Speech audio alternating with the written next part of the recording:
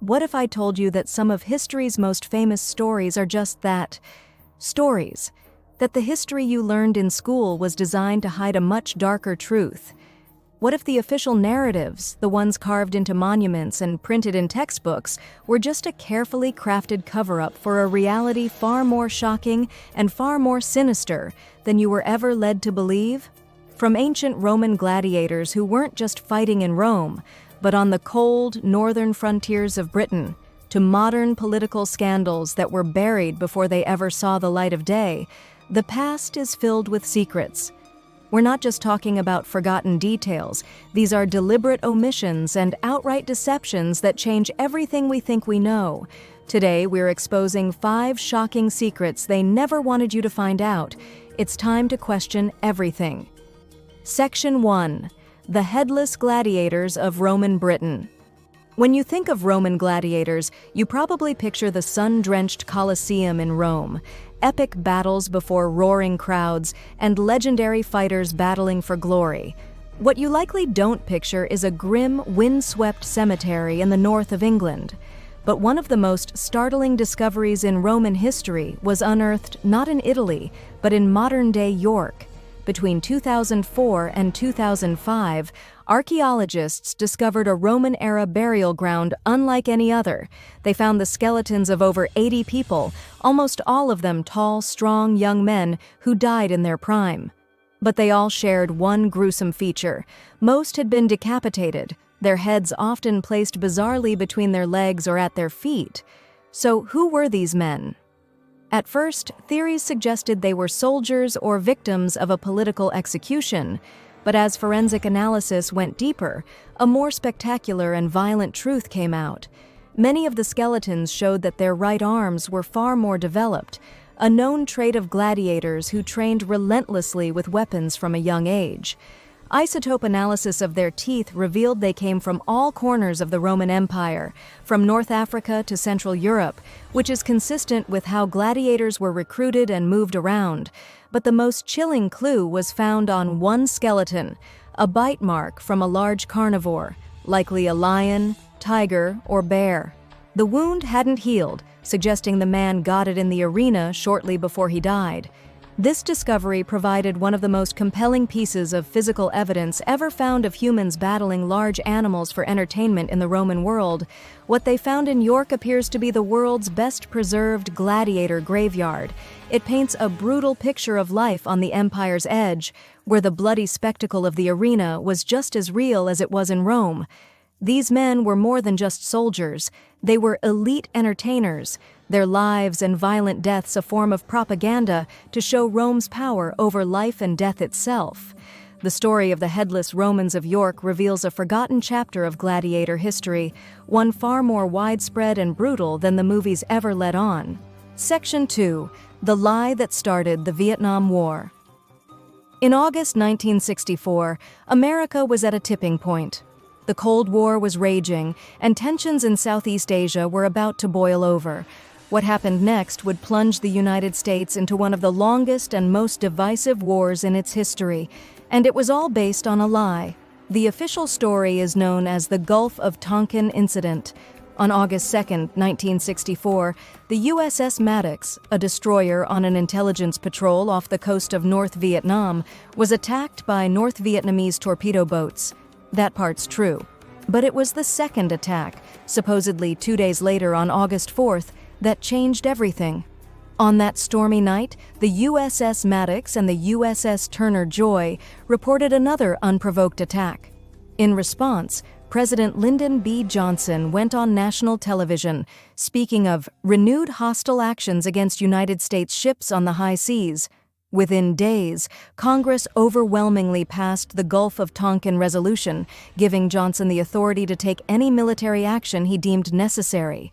This resolution became the legal justification for a massive escalation of the war in Vietnam.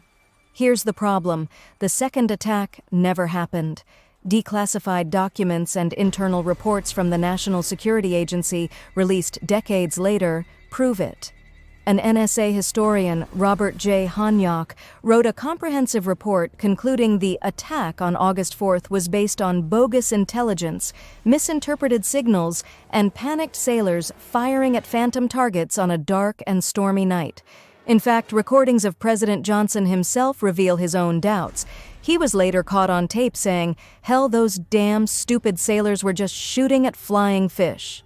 Despite the confusion and lack of real evidence, the administration knowingly misrepresented what happened to Congress and the American public. They needed a reason to escalate the conflict, and the phantom attack in the Gulf of Tonkin was the perfect excuse. This wasn't just a mistake or a misinterpretation.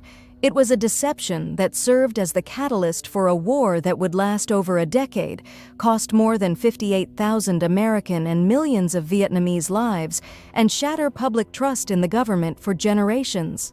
The history books often frame it as a clear-cut act of aggression, but the truth is, one of America's most devastating wars was launched on a ghost story. Section 3, Operation Northwoods, a plan to attack America. What if the most dangerous enemy wasn't on the other side of the world, but inside your own government? In 1962, at the height of the Cold War, the top brass of the U.S. military drafted and approved a plan so sinister it sounds like it was ripped from a spy thriller. It was codenamed Operation Northwoods. Its goal? To trick the American public into supporting a full-scale war with Cuba by staging fake terrorist attacks on U.S. soil and blaming Fidel Castro. And this wasn't some rogue idea from a fringe group. The plan was formally proposed by the Joint Chiefs of Staff, the most senior uniformed leaders of the U.S. military, and signed by its chairman, General Lyman Lemnitzer. The declassified documents, which only became public decades later, outline a chilling series of false flag operations. The proposals were methodical and terrifyingly specific. The Joint Chiefs suggested creating a communist Cuban terror campaign in Miami, Washington, D.C., and other cities. This included plans to sink a boat full of Cuban refugees on the high seas, either for real or faked, to spark outrage. Another proposal involved staging the hijacking of a civilian airliner. The plan detailed how a drone, painted to look like a commercial plane filled with students, would be blown up over Cuban waters. A fake passenger list of victims would be handed to the media, and a mock funeral would be held to stir up as much public anger as possible. The document explicitly states the purpose was to put the United States in the apparent position of suffering defensible grievances from a rash and irresponsible government of Cuba. They even suggested faking a "Remember the Maine" incident, a direct reference to the mysterious explosion that kicked off the Spanish-American War. The plan was to blow up a U.S. ship in Guantanamo Bay and blame it on Cuban sabotage. Thankfully, Operation Northwoods never happened. It was presented to Secretary of Defense Robert McNamara, who took it to President John F. Kennedy. Kennedy personally rejected the proposal, seeing it for what it was: a blueprint for domestic terrorism meant to deceive an entire nation into war. For nearly 40 years, the plan remained a secret. Its release provided undeniable proof that the U.S. government had not only considered betraying its own citizens in the most cynical way imaginable, but that its top military leaders had signed off on it. Section 4. The 2,000-year-old computer. We think of computers as a 20th century invention, a product of silicon chips and complex electronics. But what if I told you that the first analog computer was created not in a modern lab, but in ancient Greece over 2,000 years ago? For decades, this idea would have been dismissed as pure fantasy. Then, a discovery at the bottom of the sea changed our understanding of ancient technology forever. In 1901, divers exploring a Roman-era shipwreck off the Greek island of Antikythera found a trove of treasures: marble statues, pottery, and jewelry. Among the wreckage was a corroded, unassuming lump of bronze about the size of a shoebox. It sat in the National Archaeological Museum in Athens for months, dismissed as a piece of a statue, until an archaeologist noticed something extraordinary inside a crack: a gear wheel. This was impossible. Complex gears weren't supposed to exist until the great cathedral clocks of medieval Europe over 1,000 years later. For decades, the device, now called the Antikythera mechanism, remained a deep mystery. But as technology advanced, so did our ability to peek inside its corroded shell. In the 21st century, using high-resolution X-rays and advanced imaging, scientists finally pieced together its inner workings. What they found was breathtaking. The mechanism was an incredibly intricate system of at least 37 interlocking bronze gears. It wasn't just a simple clock, it was a sophisticated astronomical calculator. By turning a hand crank, a user could predict the positions of the sun, the moon, and the 5 planets known to the ancients. It could forecast solar and lunar eclipses with stunning accuracy, and even tracked the 4-year cycle of the Olympic Games. The front face showed a calendar and the zodiac, while dials on the back mapped out complex lunar cycles.